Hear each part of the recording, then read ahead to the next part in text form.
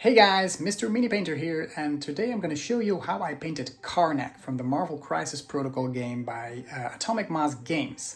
And I'm talking about this little guy here, and of course I'm going to show him to you a little bit bigger than this size. He is Karnak, the advisor, cousin of Black Bolt, and his special power is that he sees the weaknesses in people, and so he is a pretty damn good strategist. I'm going to show you how I painted him. So first off, I primed the model in a bright gray color. Because there is a lot of white and bright colors except for the pants, this is the ideal color to start with.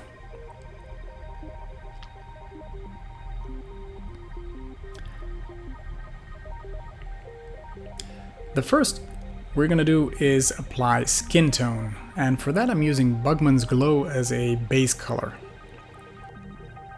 There's not a lot of skin showing because he's wearing these wraps, bands around his hands, and there's only a small portion of his face visible because of the hood he is wearing.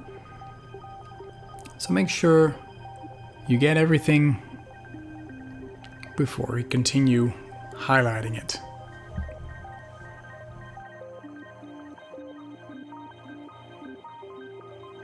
Now, there are a lot of different versions of Karnak from the TV show or the comics, and what I'm going for here is the one most resembling the box art, and for that I'm using the Siliconum Gray to create a kind of black band over his eyes. It darkens the eye sockets and looks like kind of a mask. I think the effect is really cool. After which I'm continuing with Cadian Flesh Tone for the first highlight stage, and I'm leaving the eyes as they are. So we just focus on the tip of the nose, the fingers, the knuckles. You get a nice effect immediately. Before continuing on the final highlight stage of the skin, I'm first adding the mustache with dried bark. It's a bit out of focus, but I'm going to show you later on in a better picture. Of course, he's also got these face tats, and for that I'm using Caliban Green as a primary color, and we're going to be highlighting that later on. And the effect we're going for is something like this. Here you can also see the mustache. And we're going to brighten up that green a little bit more. It's hard to reach with the hood over his face, but in the end I managed. So here I'm applying the base color of the face tattoos, after which we're going to be highlighting them with a brighter green, and for that we're using Warpstone Glow. I repainted most of the previous layer.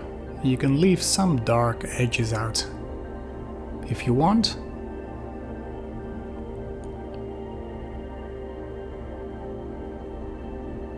I think in the end I touched most of it with the second layer, just to have a nice solid color.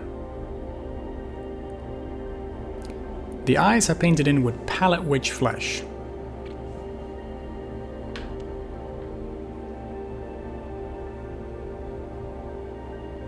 They are very hard to reach with the hood hanging over his eyes, so please be careful, or maybe fix your mistake if needed. And then the final highlight stage is Chisel of Flesh. Just touch up the knuckles, tip of the fingers, the chin, etc. Then his chest is painted with Celestra Grey. He's got this white shirt, but white is oh so hard to paint, so I'm starting with some grey tones first, and build it up from there. Once this is dry, I'm using White Scar to go over it, and I'm going to use a kind of blend technique to get those colors together. So what I do here is first block out the parts that I want to be the brightest. Next, I'm thinning down my paint with water, or you can use Lamy Medium if you want, and make a wash out of your paint, and then kind of blend the dark and the bright parts together by pulling the light color towards the lightest areas. So you touch the dark areas and you kind of pull your paint towards the blocked out bright parts. Next up is the coat with Castellan green as a base color. It's a large area, and please be careful around the white shirt. You don't want to do that again.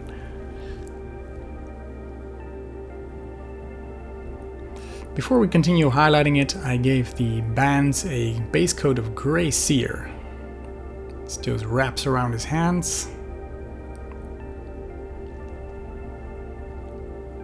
Next I used Apothecary White on his shirt to create some nice shade effects. I went a little bit too heavy here, so I wiped off my brush and continued. And with the beauty with contrast paints, you get to spread it around just a little bit. Don't do it too much because it tends to dry very quick and you get these blobs that you do not want. The pants I also painted with a contrast paint Black Templar. And what I like about Black Templar is that it's kind of translucent, so you see the gray shining through. And you get those instant highlight effects. That's the beauty of these contrast paints.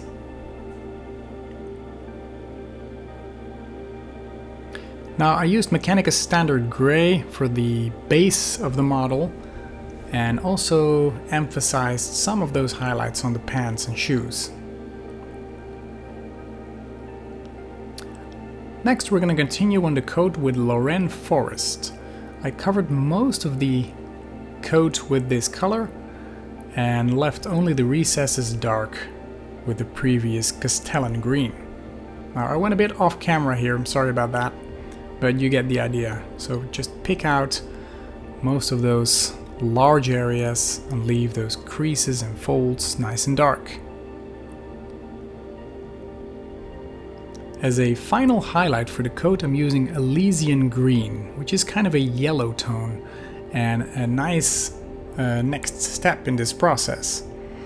With this we're focusing on smaller areas, so just the edges of the coat, the top of his head and the hood in this case, top of the arms, etc. So only the parts that would naturally reflect the most light. Now his left arm we're going to be highlighting later on because of the glow of the power coming out of his fist, so we're not paying too much attention to it, but just focus on the top parts. Next is this burst of energy coming from his hand with Iron Jaws Yellow, also a contrast paint, and for this I'm focusing only on the inside of the power, the very center of the thing, leaving the outer part for a next color being Ienden Yellow, which is a bit more orangey, and you can kind of blend those two colors together while they're wet. So don't wait too long, you have to be a bit quick to do so. You get a beautiful effect from bright to dark. Make sure to leave those orange in the creases of this, what do we call it? Power? Explosion of energy? I don't know. Create some nice details in there with those two colors before we start continuing with our OSL.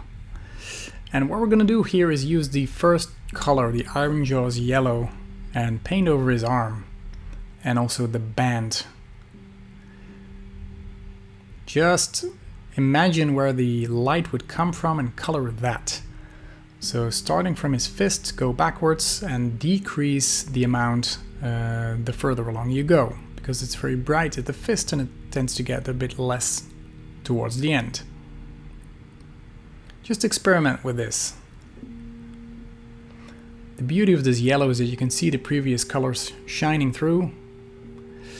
And next for the base, we base coated that with Mechanicus Standard Grey. We're going to create some filthy spots here and there with Agrax Earthshade. And the next step will be Nuln Oil. Just cover the rest of the base with that. Try not to mix those two colors. And make sure to let that dry.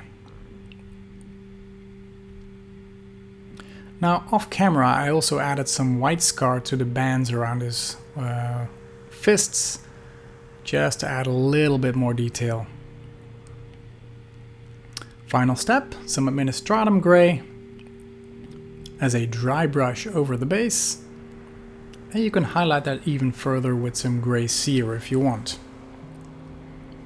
Make sure to wipe off most of the paint when dry brushing because you do not want to cover it with paint, you just want to hit those edges as you can see here. Make some circular movements and you get the best result.